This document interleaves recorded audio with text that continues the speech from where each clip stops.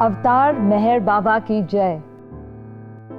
And see now, what next? Now I am in this state, I cannot move, I cannot do. What do I do in order to take this incident or accident in a positive light and gain from it? Means what is in it for me? How do I benefit out of it? There's a nice joke which, okay, we say that Gujarati bhai, they have got two main purposes in life. One is just a joke, so it should not be taken in any seriousness.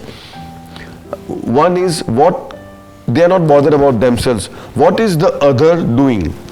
Anything that the other is doing. And the second question is, why is he doing that? And in his doing this, what am I going to benefit out of it? So it is said that once, it's just a joke, as I said, Olympics runner was passing through Gujarat, and so everybody was standing in the huge crowd, and children and Kakaji was all standing. So the child is asking, Kaka, what is happening? Can you just tell me? So that person is running with his, torch and all that. And after Kaka doesn't know much about what the Olympics is all about. And so Kaka how do we benefit out of it? So he goes and he stops the man who is running and he says, lower it down, and then he tells, Biri Fukido. So in other words, what I'm trying to say is, make the best of what is available under a given set of circumstances. So here that's what Baba says, that most people play with illusions as children play with toys. If you get caught up in the ephemeral things of this world and cling to illusory values, suffering is inevitable. So Baba here, I think, wants us to change our value system as to what is important, what is essential, what is real value in terms of spirituality, and what has the illusory value. It is not easy for little children to give up their toys, for they become the victim of a habit which they cannot undo.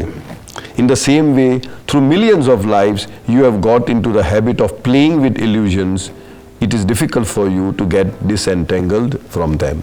So basically here, it's a long message, but here basically what Baba says, that we have got so attached to playing with illusions, we have got so attached with Maya, we do not want to leave it, and therefore we are suffering. Once we reprioritize our priorities in life and know what is important from a spiritual standpoint, then to a very great extent, we may escape this suffering. That's basically what Baba has to say. Great. So let's think about all of this and put food to thought. How we can undo all this suffering that we create for ourselves.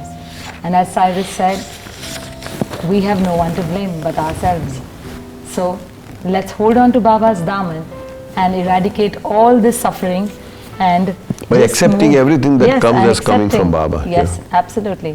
And knowing, as there is another words to effect, as Cyrus says, quote of Baba says that when you are happy, feel Baba wants me to be happy. When you are suffering, know that Baba wants me to suffer.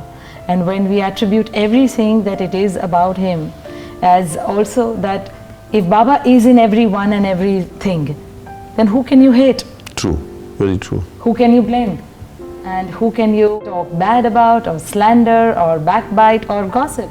So if we try to bring him in everything and everyone that we interact with in our day-to-day life, then I think this beautiful aspect of undoing our suffering will become more and more easier for us with Baba's grace. Yeah, just to wrap it up very quickly is that there are two things in the law of karma, the cause and the effect.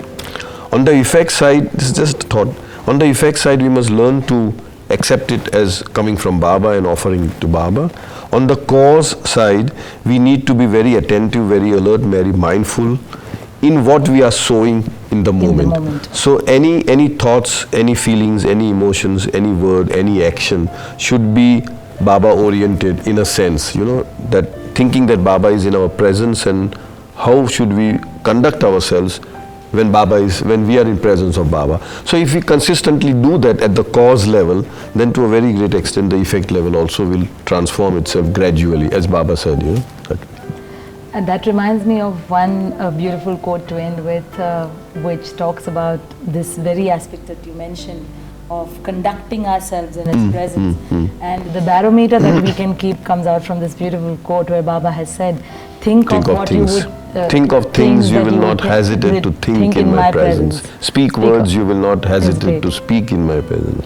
And do actions that you will not hesitate to do in my presence. In my presence. So once we do that, then I think He will to take a care of very the great rest. extent, very great extent. Very great extent. Great. Thank you very much, Cyrus. And we'll be back with yet another topic to love and live God in everyday life. Jai Baba. Jai Baba.